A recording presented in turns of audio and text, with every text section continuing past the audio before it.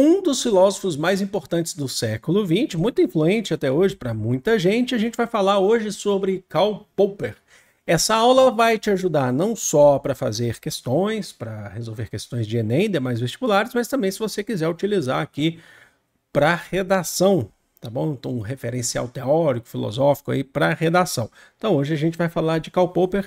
A gente vai dividir aqui em dois momentos importantes. O primeiro é o momento da questão da filosofia e ciência, o que ele pensa sobre ciência. Em um determinado momento a gente vai falar sobre política, qual que é o pensamento político de Karl Popper. Então, são dois momentos aqui. Já vamos abrir nossa janelona. E é o seguinte, nesse formato aqui, com uma apresentação para vocês. Primeiro a gente passa por um café, né? Vamos tomar um café antes aqui. Agora sim, a gente fala um pouquinho sobre a biografia de Popper. Então ele é um filósofo do século XX, tá bom? E ele é um filósofo liberal. A gente vai entender o porquê do liberal. Isso está contido, inclusive, tanto na sua filosofia, no pensamento filosófico sobre ciência, quanto no pensamento político, filosofia política, em Karl Popper, tá bom? Ele é aí considerado um dos maiores do século XX. Aqui, se você é contra, se é a favor, se eu sou contra, a favor, não importa. Importa que a gente vai falar aqui da filosofia para todo mundo sair daqui entendendo. Então, dito isso, e ele é austríaco, nasceu na Áustria, né? Em Viena, na Áustria, mas com a eclosão, né, a ascensão do nazismo na Alemanha, que anexa a Áustria, em 1937 ele se muda, ele vai para Nova Zelândia, então ele se muda para Oceania. E depois, ainda na década de 40, né, na década de 40, ele, pós Segunda Guerra Mundial, ele retorna para a Europa, e agora ele vai para Londres, ele vai viver no Reino Unido, vai viver na Inglaterra. Ele recebe, inclusive, o título da rainha Elizabeth II de Sir, cavaleiro da rainha, né, da coroa. E é isso. A vida de Karl Popper, ele foi professor, né? Coloquei aqui até para vocês que ele foi professor da Universidade de Canterbury, na Nova Zelândia, também foi professor na Inglaterra. Então, ele é um filósofo interessante aqui para a gente poder tratar, para a gente poder falar. Então, a gente já vai logo de cara para o pensamento filosófico do Popper. Vamos lá, gente. Então, é o seguinte... Minha caneta não está funcionando. Mas não tem importância. Vamos lá. Deu algum problema aqui na minha caneta. Não tem importância, não. Vamos embora. Vamos para a ciência. O Popper, ele é crítico, tá bom? Ele é crítico aos chamados empiristas dedutivos, que são os da base científica, lá no século XVI, século XVII. Na verdade, isso tudo começa com Francis Bacon, passa por John Locke, né, o iluminista John Locke, que são aqueles que acreditavam que era preciso fazer experiências para comprovar verdades. Então a gente tem aí, principalmente quando fala em Francis Bacon, como John Locke dizia que o ser humano era uma tábula rasa que ia preenchendo com conhecimento, com a sua vida. O Popper, ele está muito mais próximo de um outro empirista, mas é um empirista crítico, certo? Que seria um empirista radical, que seria quem? O David Hume. O David Hume, ele é aquele cara que fala assim, não, se você ficar comprovando para poder chegar a uma verdade, uma ciência, ficar comprovando, nada, você não vai conseguir comprovar. Vou dar um exemplo aqui que fica mais fácil para vocês. O Sol nasce todo dia no leste e se põe no oeste. Observei um dia. De novo, no dia seguinte, nasce no leste e se põe no oeste. Terceiro dia, você nasce no leste e se põe no oeste. Eu cheguei a uma conclusão, depois de um ano observando isso, 365 dias, eu observei que nasce no leste e se põe no oeste. Então, o Sol, ele é uma verdade que o Sol nasce no leste, se põe no oeste. Há uma comprovação científica. O David Hume lá atrás ia falar assim, não, como é que você garante que um dia todo dia vai ser assim? Quem sabe um dia ele não nasce no oeste, se põe no oeste, ou nasce no norte, se põe no sul, ou ao contrário, ou sei lá. Então nada garante. O Karl Popper, ele é muito dessa teoria, ele pega muito disso, né? Então, ele vem aí com a sua ideia, com o seu racionalismo crítico, ele faz essa crítica à concepção científica de que o método, a experiência resulta em verdades. Para ele, a ciência não é isso, porque isso não consegue comprovar.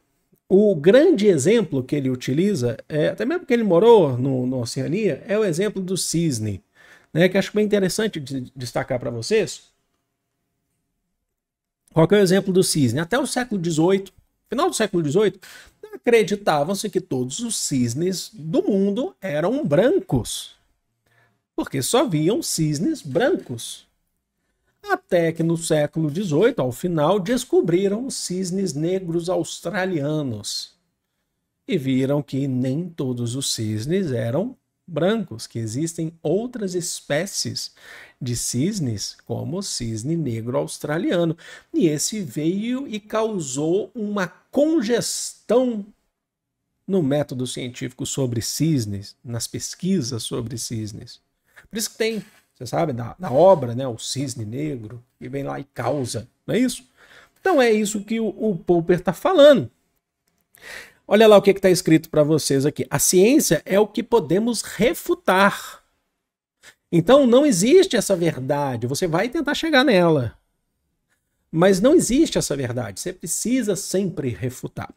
O que é ciência? Ciência é o que você pode refutar para descobrir se é falso ou verdadeiro. E se for verdadeiro, você descobre, de repente você tem que continuar refutando para descobrir um dia que ela pode ser falsa. Você sempre tem que trabalhar com a ideia de que o que existe agora de comprovação científica pode ser falso.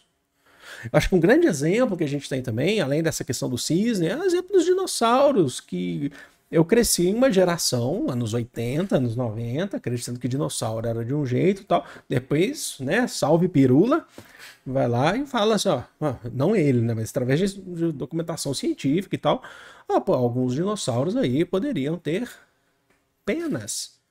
Hã? Então será? Não sei se todos ou não, não sei. E aí? E aí, ciência, como é que fica?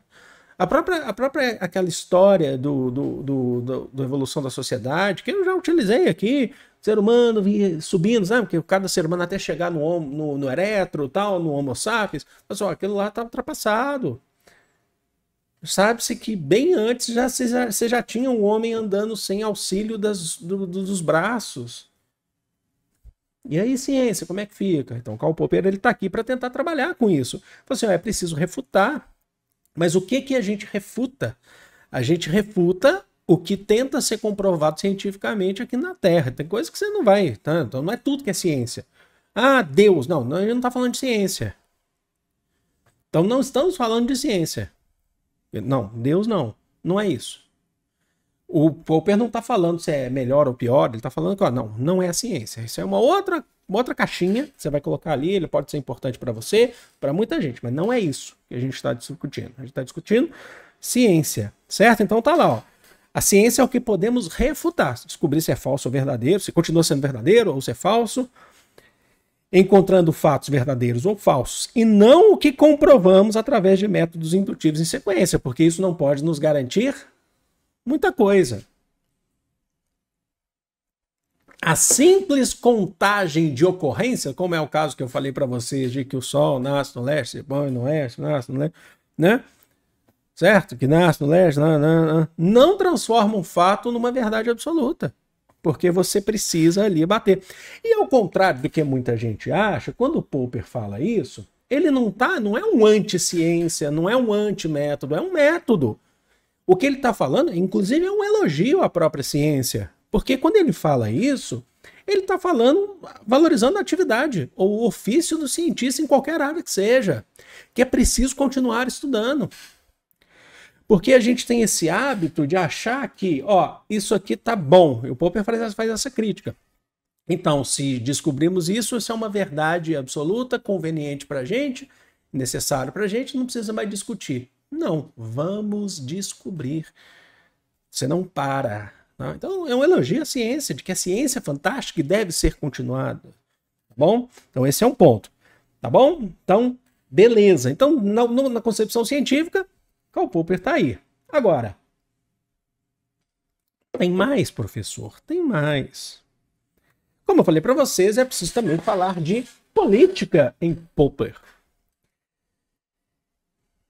Ele demonstrou que ele era um liberal. Dentro da ciência, você já percebeu que ele é contra qualquer tipo de verdade que se consta como absoluta.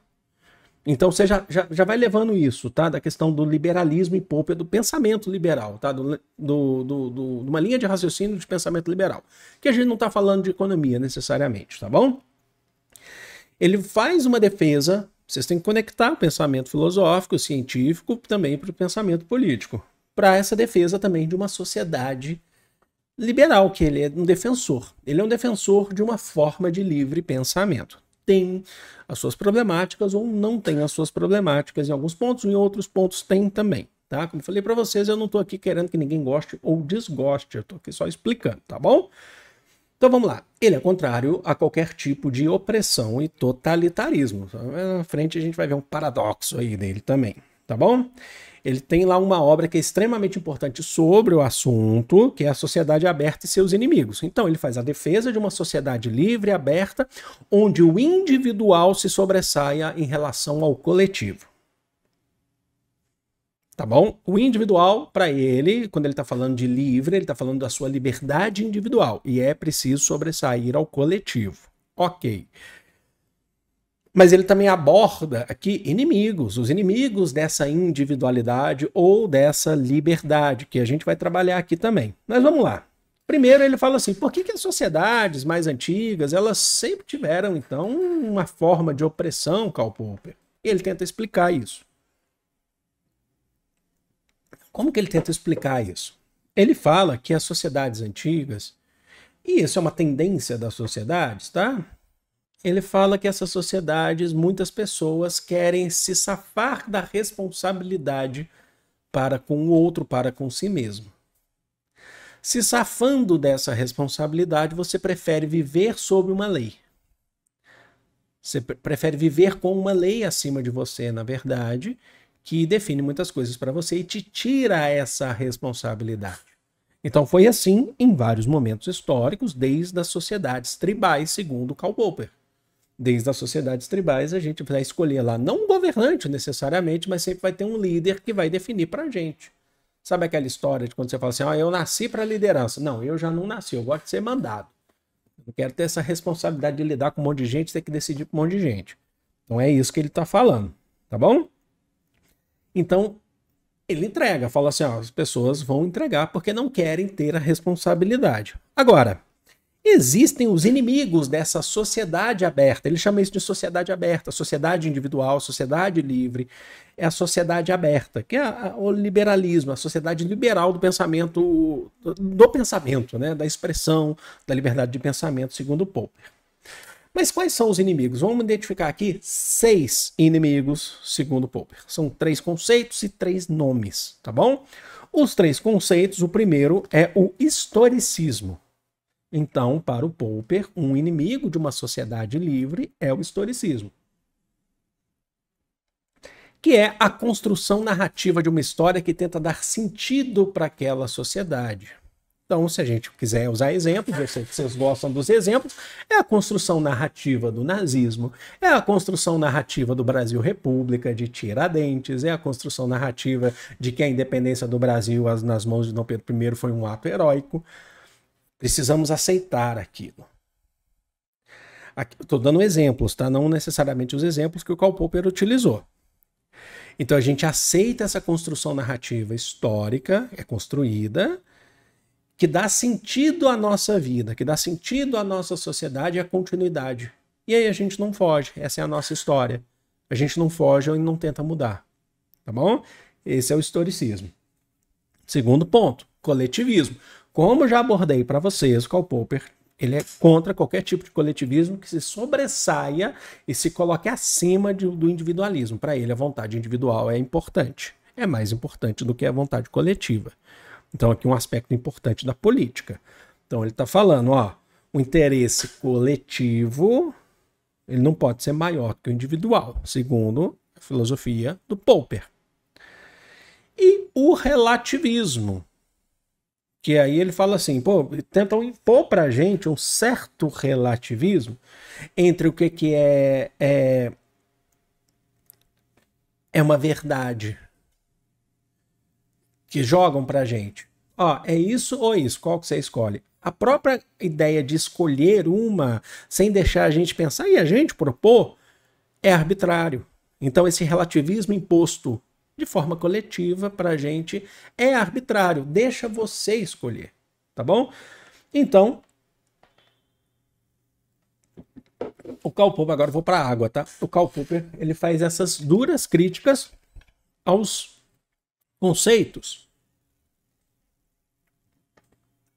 É um pouco estranho? Eu confesso que é, quando você fala principalmente do relativismo. Mas, por exemplo, relativizar não é da opção de escolha, então ele é uma decisão individual? Sim, mas aqui, no ponto de vista, desse ponto de vista aqui dele, ele está falando que é darem para você as escolhas entre uma e outra.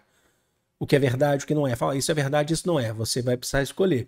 Fala, não, é uma forma arbitrária, que está te induzindo a escolher um ou outro, certo?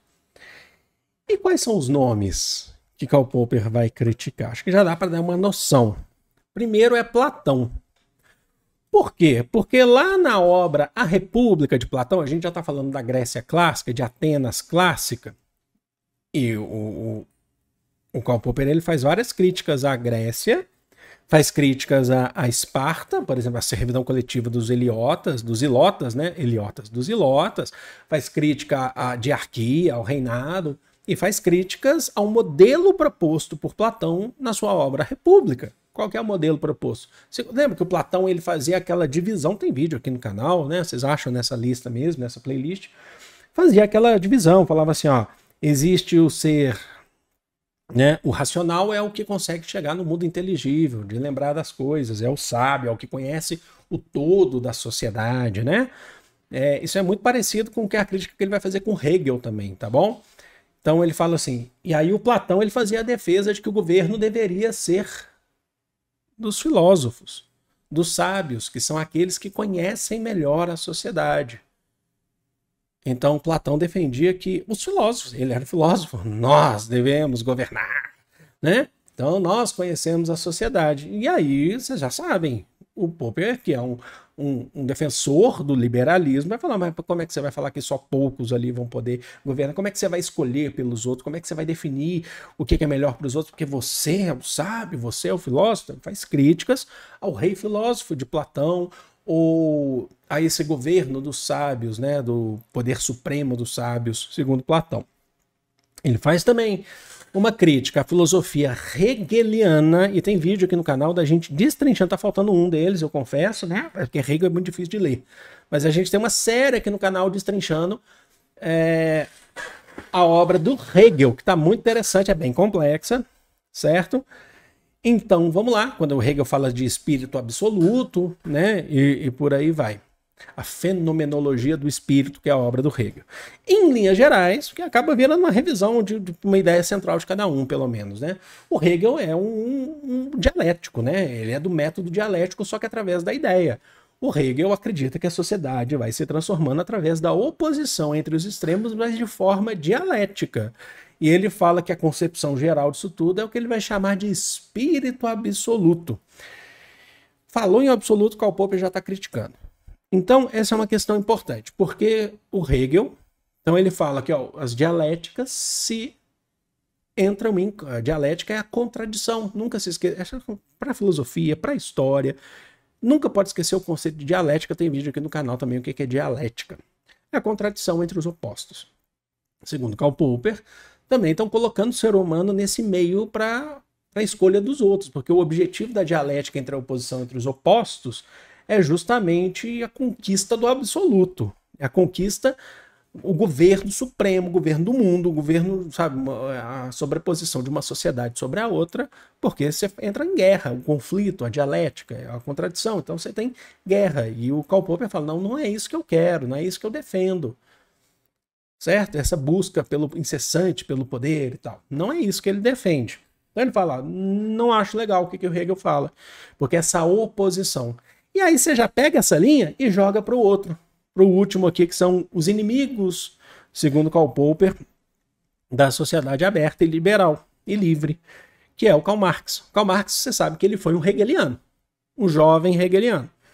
Mas o Marx ele rompe com Hegel, né, com o pensamento de Hegel, a partir do momento que Marx se torna um materialista dialético. O que é isso? Ele acredita sim na oposição entre os extremos, mas de forma material, que não é a ideia, é a transformação feita pela classe social. Karl Marx falava lá, não, é a sociedade, é a revolução que a gente busca. É a revolução que se busca para transformar essa sociedade. O ser humano é um sujeito histórico, está lá na tese 11, na tese de número 11 das teses sobre Fernebach, que ele fala, os filósofos até agora se preocuparam em interpretar o mundo de diversas formas. Fernebach, como um jovem um neo-hegeliano também, fala, vocês só interpretam. A dialética de vocês é só interpretativa. Cabe a nós, seres humanos, transformá-lo. Então, segundo Karl Popper, ele fala assim, o Marx ele só está pegando o Hegel e colocando na matéria, falando assim, vai defender a revolução. E o Marx defende uma sociedade, num processo contínuo da história de luta de classes, onde um dia a gente vai chegar num ponto que aí essas classes desaparecem. Seria o comunismo, certo? De maneira bem rasa, bem direta aqui para vocês.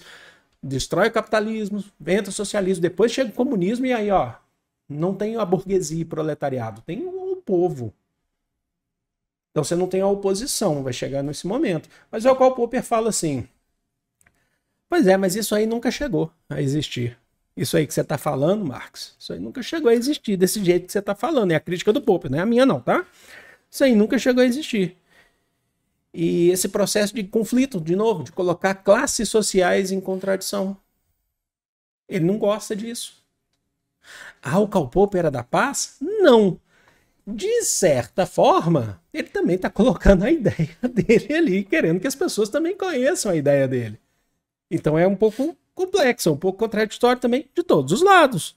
Agora, onde que... Mas ele fala, esses todos aí, eles não querem uma sociedade livre. É a opinião do Karl Popper. Eles estão querendo sempre colocar um método, um modo de se conseguir mais poder. Através de guerra, através de conflito, através de poder dos reis sábios, né? E ele é um defensor do liberalismo, né? E aí a gente chega no famoso paradoxo da intolerância também nessa obra do Karl Popper. E aí ele fala, peraí, vamos com calma. Se ele é a favor dessa liberdade, não, a sociedade proposta, ou pelo menos o pensamento de Karl Popper, aceita os intolerantes? E não aceita, porque olha só, existe um limite.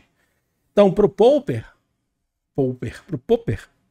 a gente não deve tolerar os intolerantes. Vou tossir. Desculpem. Então, todos aqueles que vêm com ideais de intolerância não devem ser tolerados pelos tolerantes, porque se você vier nessa de sempre tolerar, sempre tolerar, sempre tolerar, sempre tolerar, você está abrindo espaço para os intolerantes. Então você percebe que os intolerantes estão chegando. Ele pode ser intolerante. Você quer um exemplo disso? Por que a gente não pode permitir uma sociedade nazista ou grupos sendo formados nazistas? Por que é contra a lei? Eles são intolerantes. Se a gente permite com que eles existam, viu, Monarque? Se a gente permite com que eles existam, um dia o que não vai existir é a tolerância. Segundo o pensamento do Popper, tá? Um dia o que não vai existir é a tolerância. Permitir com que pensamentos intolerantes existam, cresçam, aconteçam, causam a morte da própria tolerância. Então é um paradoxo que o Popper está trazendo. Vocês já pararam para pensar nisso? E aí é importante destacar, para trazer à tona aqui, você vai te ajudar na redação, sei lá, que liberdade de expressão, que é o que a gente está abordando aqui, não é discurso de ódio. O nazismo propõe discurso de ódio. Porque o nazismo é intolerante. Ele propõe o extermínio. E isso não pode ser democrático. Isso não pode ser, do ponto de vista nem liberal, nem de nenhum outro ponto de vista. Não pode existir. Então, Popper define que é importante intolerar os intolerantes. Olha lá o que ele fala. Combate-se os intolerantes através do discurso bem ensaiado, através da concretude dos discursos, do argumento sólido. Mas o Karl Popper também fala assim, se for preciso utilizar da força, aí também é preciso utilizar da mão armada, por exemplo, para acabar com um discurso intolerante. Porque se a gente não supera a intolerância em seu berço. Um dia nós não teremos mais uma sociedade tolerante. Então, olha lá, frase do Popper. Devemos reservar o direito de não tolerar os intolerantes. Então, só toma cuidado para não achar que quando ele fala dessa liberdade, ele está falando de uma liberdade que vai garantir tudo e uhul, né? É dedo no e gritaria, porque não é também, tá bom? Então, desculpa o termo, tá? Mas vocês entenderam o que eu quis dizer, o importante é isso, né? Então, esse é um ponto importante. Esse é um ponto importante. Então ela fala assim, ó, lembra que ele faz a defesa do individual. Qualquer forma de filosofia intolerante que prejudique os indivíduos, a tua vontade, o teu direito individual, deve ser suprimida. Tá bom? Então é isso. Falamos de Popper. Então vamos agora para a nossa despedida, porque foi um grande prazer estar aqui com vocês mais uma vez. Fico muito feliz. Deixa aqui nos comentários se você quer contribuir, se você quer fazer uma crítica construtiva, se você quer sugerir alguma coisa, acho que é muito importante, se você quer fazer um elogio, tá aberto, tá? Porque afinal de contas aqui a gente é bastante tolerante, né?